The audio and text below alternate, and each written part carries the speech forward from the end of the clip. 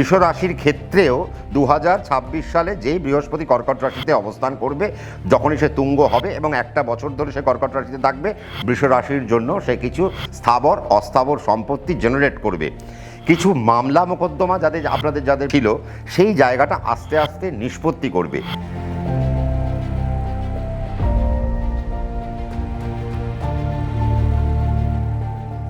দেখুন, আজকে যদি আমরা বৃহস্পতিকে দেখি, যে বৃহস্পতি মেষ রাশির জন্য যতটা সাবলীল, যতটা স্বচ্ছন্দমূলক একটা প্ল্যানেট, যতটা মেষ রাশির জন্য একটা আনন্দদায়ক প্ল্যানেট, বৃষ রাশির জন্য কিন্তু নয়। কেন? তার কারণ হচ্ছে, দেখুন, বৃষ রাশির ক্ষেত্রে বৃহস্পতি কিন্তু অষ্টমপতি। দেখুন, এই বৃষ রাশির ক্ষেত্রে সে যখন অষ্টমপতি, মানে সে কিন্তু বাদকপতি সবার আগে। বৃষ রাশির মালিক হয়ে গেলেন শুক্র হলেন দৈত্যগুরু। আপনারা দেখবেন, যদি মাইথোলজি ঘাটেন, শুক্র আর বৃহস্পতির মাইথোলজিক্যাল যে কনটেক্সট আমরা যখন দেখি, আমরা দেখেছি এদের দুজনের মধ্যে একটা আদায় কাজকলায় সম্পর্ক সারা জীবন ছিল। এবং বৃহস্পতি শুক্রাচার্যকে সহ্য করতে পারেন না, শুক্রাচার্য বৃহস্পতিকে সহ্য করতে পারেন না। তো ন্যাচারালি এদের মধ্যে একটা আদায় কাজকলায় সম্পর্ক।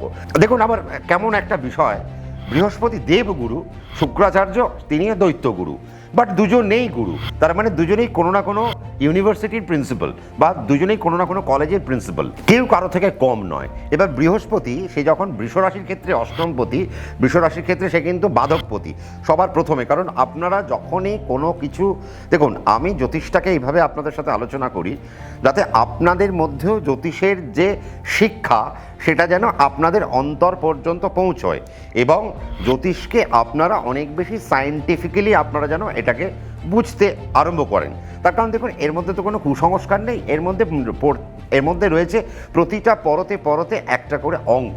এবার সেই অঙ্কগুলো আপনাদেরকে জীবনে কিভাবে আপনি সেই অঙ্কগুলোকে ক্যালকুলেট করবেন, শুধু তাই না, ক্যালকুলেট করতে করতে আপনাকে তা ইমপ্লিমেন্ট করতে হবে এবং সেখান থেকে কিছু ফল আপনাকে তুলে আনতে হবে। এবার বৃহস্পতি যে নাকি বৃষ রাশির জন্য অষ্টম, সে কিন্তু বৃষ রাশির ক্ষেত্রে আবার একাদশও। তার মানে যে বাধকপতি, সেই আবার নৈসর্গিক সফলতার কারক গ্রহ হিসেবে বর্তাবে এই বৃহস্পতি। এবার দেখুন সে কোথায় যাচ্ছে, সে রাশি হইতে 3 নম্বর ভাবে আসছে, মানে কর্কট রাশিতে, মানে বৃষ রাশি থেকে সে 3-এ আসছে।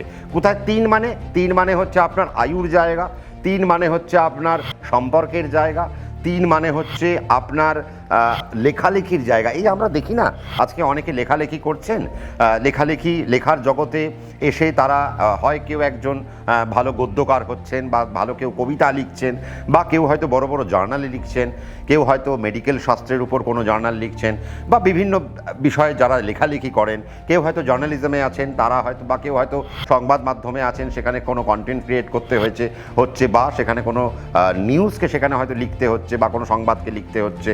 অর্থাৎ এক কথায় বলতে গেলে সর্বক্ষেত্রেই যে লেখালেখির কাজ, তার মানে এই লেখালেখির কাজের জায়গাটা কিন্তু বৃহস্পতি বৃদ্ধি করবে বৃষ রাশির জাতক এবং জাতিকাদের জন্য। আয়ুর জায়গাকে সে একটু হলেও বৃদ্ধি করবে এবং ভালো করবে, সে কিন্তু যেহেতু সে 3 নম্বরে আসছে। দেখুন, এতদিন পর্যন্ত মেষ রাশির যেমন খারাপ সময় ছিল, এতদিন পর্যন্ত বৃহস্পতি বৃষ রাশিকে জ্বালিয়ে পুড়িয়ে ছারখার করেছে। কেন? ফিনান্সিয়াল পার্টি কোথায় বসেছিল? বৃষ রাশির দ্বিতীয়। অর্থাৎ আমরা বিগত 1 বছর ধরে আমরা যদি দেখি, তাহলে বৃহস্পতি মিথুন রাশিতে অবস্থান করছে। সেই বৃহস্পতি অষ্টমপতি, একাদশপতি, দ্বিতীয় কিছু দিয়েছে, টাকা পয়সা নিশ্চয়ই দেবে তো বটে, কারণ সে একাদশ, তার মানে কিছু তো দেবে। কিন্তু দ্বিতীয় ভাব মানে আমরা সবসময় বলি কি, মারক স্থান। তার মানে অষ্টমপতি বাধকপতি সে যখন মারকভাবে বৃহস্পতি, সে যখন বৃষ রাশির মারকভাবে গিয়ে অবস্থান করছে, এবং সেটি আপনাদের বৃষ রাশি যাদের আপনাদের, তার মানে আপনার অর্থভাব হলো ওই দ্বিতীয় ভাব, আবার সেটি আপনার মারক ভাব, সেখানে সে বাধকপতি এসে অবস্থান করছে। তার মানে বুঝতে হবে যে ফাইন্যান্সিয়াল জায়গাটায় আপনারা কিন্তু খুব বেশি স্বাচ্ছন্দ্য বোধ করেননি। টাকা পয়সা পেয়েছেন, বাট তাকে কিন্তু একত্রিত করতে পারেননি, খুব বেশি ব্যাংক ব্যালেন্স বাড়াতে পারেননি। হ্যাঁ, যাদের দশা অন্তর্দশা খুব ভালো চলছে, তারা হয়, তাদের ক্ষেত্রটা আলাদা, তারা হয়তো খুব ভালো ফল পেয়েছেন। কিন্তু আমি যদি একটা অ্যাভারেজ আলোচনা করি, আর একটা কথা, এই আলোচনা শুনে আপনারা কিন্তু ভাববেন না যে এটাই সর্বশেষ আলোচনা। আপনার ব্যক্তিগত ন্যাটাল চার্ট কিন্তু শেষ কথা বলবে। অর্থাৎ আপনার চার্টে যদি বৃহস্পতির অবস্থান অত্যন্ত ভালো হয়, আপনার দশা, অন্তর্দশা, প্রত্যন্তর্দশা, প্রাণদশা, সূক্ষ্ম দশা সে যদি খুব ভালো হয়, তাহলে দেখবেন আপনি কিন্তু বৃহস্পতি কেন, সে যে কোনো প্ল্যানেটই সে যদি নেগেটিভ জায়গায় থাকলেও সে আপনার জন্য শুভ ফলকে প্রদান করতে আরম্ভ করবে এবং শুভ ফল উৎপাদন করতে আরম্ভ করবে এবং তার প্রভাব আপনাদের জীবনের উপর সে বিস্তারও করবে। তাহলে আজকে আমরা যেটা দেখছিলাম যে বৃহস্পতি দ্বিতীয় বসে বৃষরাশির জন্য খুব একটা ভালো কিছু করেনি, বাট এবার সে উচ্চস্থ হবে। তার মানে দেখুন, আমি আপনাদেরকে কি বললাম, অষ্টম থেকে আপনার স্থাবর অস্থাবর সম্পত্তির কথা আমি আপনাদেরকে বলেছিলাম।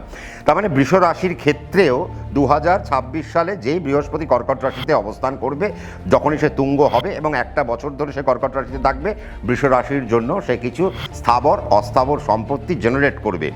কিছু মামলা মোকদ্দমা আপনাদের যাদের ছিল, সেই জায়গাটা আস্তে আস্তে নিষ্পত্তি করবে।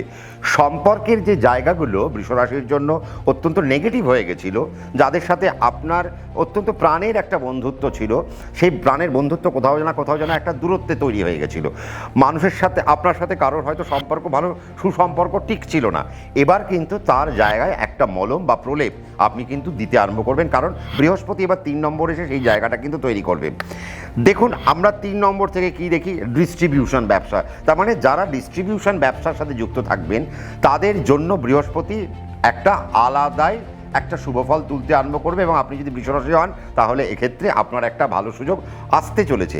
আপনারা যদি ক্ষুদ্র কুটির শিল্প বা বৃহৎ শিল্পে যাই থাকুন না কেন, স্মল স্কেল ইন্ডাস্ট্রি হোক বা আপনি লার্জ স্কেল ইন্ডাস্ট্রি হতে পারে, বা আপনি কোনো বড় কোনো ম্যানুফ্যাকচারিং ইন্ডাস্ট্রি নিয়ে আপনি যদি লিড করেন বা আপনি কোনো ব্যবসা করে থাকেন, তাহলে আপনাদের জীবনে বড় কোনো পরিবর্তন আসতে চলেছে। এটাও আর একটা বিষয়।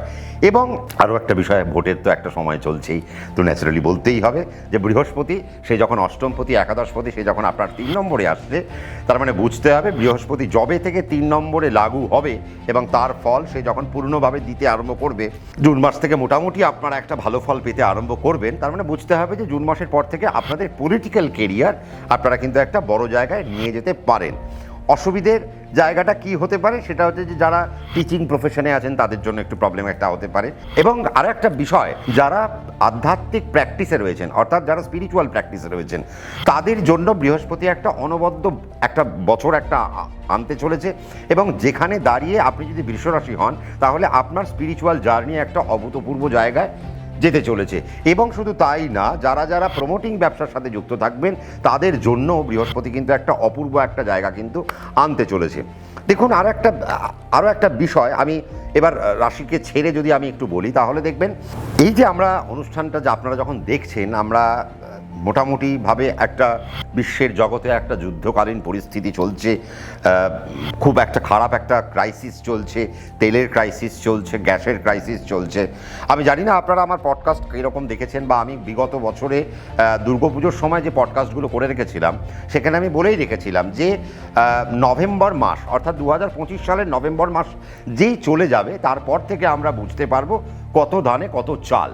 কেন? তার কারণ নভেম্বর 2025-এর নভেম্বর অবধি খুব ভালো সময় ছিল, কিন্তু তারপর থেকে আকাশের অবস্থা একটা এমন একটা দাঁড়িয়েছে, গ্রহ নক্ষত্রের অবস্থান এমন একটা জায়গায় দাঁড়িয়েছে, যা আমাদেরকে একটা খুব একটা ভালো ইঙ্গিত দিচ্ছিল না, অর্থাৎ খারাপ একটা ইঙ্গিত দিচ্ছিল। তা আমি মোটামুটি সেই সময় আপনাদেরকে বলেই রেখেছিলাম, যদিও আমি এইসব নিয়ে পোস্ট করি না যে দেখুন আমি বলেছি এটাই হয়েছে। না, আমার তো কাজ ভয় দেখানো না, আমার কাজ বলে রাখা। এবং কেন? তার কারণ আমার বলার উপরে যদি 2-5টা মানুষ যদি একটু সামলে যান, তাহলে তাদের ক্ষয়ক্ষতি কমে যাবে, ব্যাস, এছাড়া না। এবং আমার এটা দাবি নয় যে আমি সর্বশেষ এই কথা বলবো, কারণ আমার মতো ভালো ভালো জ্যোতিষী বহু মানুষ আছেন। তো যাই হোক, আমি সেই সময় বলে রেখেছিলাম যে কিছু খারাপ আমরা দেখতে পাবো, এবং তা আমরা দেখতেও পেলাম। আমরা ভূমিকম্প দেখলাম, আমরা যুদ্ধ দেখলাম, আমরা এখন তেলের ক্রাইসিস দেখছি, আমরা এখন গ্যাসের ক্রাইসিস দেখছি।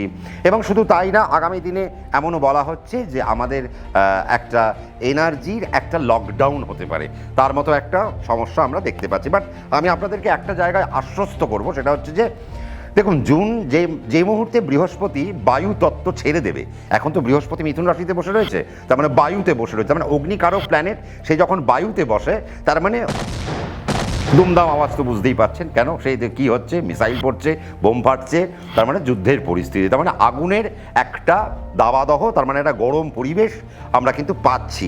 এই বৃহস্পতি যেই জলে আসবে, আমরা কিন্তু দেখবো আস্তে আস্তে যুদ্ধের পরিস্থিতি কিন্তু শেষ হতে চললো।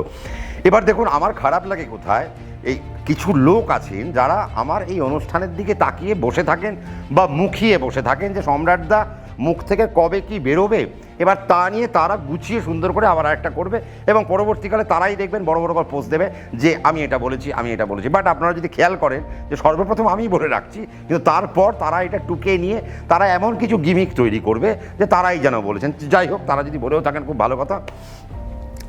এবার বিষয়টা হচ্ছে যে আস্তে আস্তে আমরা কিন্তু দেখব বৃহস্পতি যে জলে আসবে, আস্তে আস্তে যুদ্ধকালীন পরিস্থিতি শেষ হবে, তেলের ক্রাইসিস আস্তে আস্তে শেষ হবে। এবং এই যে পরিস্থিতি, এবং বৃহস্পতি কে? বৃহস্পতি আমাদের কালচক্র বা আমাদের কালপুরুষ। এই যে কালপুরুষের সে কিন্তু ভাগ্য এবং সে কালপুরুষের দ্বাদশ মোক্ষ। তার মানে আপনারাও অনেকে ভাবছেন যে তার মানে কি রাজ্যে আমাদের কিছু পরিবর্তন হতে চলেছে, আমাদেরকে কিছু পালাবদল হতে চলেছে।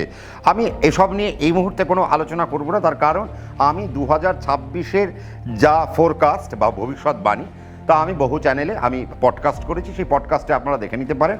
সেখানে আমি পুঙ্খানুপুঙ্খ বলে দিয়েছি এবং আমি আরও একটা কথা বলে দিয়েছিলাম যে বাংলাদেশ নতুন নায়ক পাবে আস্তে আস্তে, এবং তাই হচ্ছে আজকের দিনে দাঁড়িয়ে। আগামী দিনে আমাদের দেশেও কিন্তু আমরা বড় নায়ক পেতে চলেছি, এটাও কিন্তু আপনারা মাথায় রাখবেন। আমি জাস্ট আজকে একটু বলে গেলাম, পরবর্তীকালে এ নিয়ে আমরা আলোচনা নিশ্চয়ই করব।